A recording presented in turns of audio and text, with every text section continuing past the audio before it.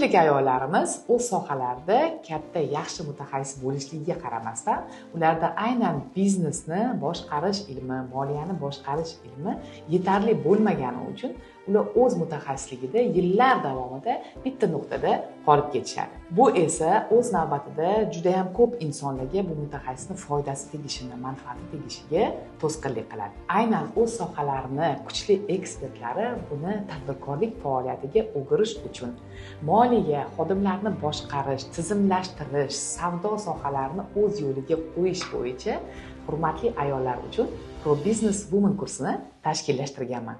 Va bu kursimda o'qigan tadbirkor ayollar o'z natijalarini ko'rsatish soatda eng kamida 2x, 5x ko'rsatkichida biznesni masshtablashtirishyapti.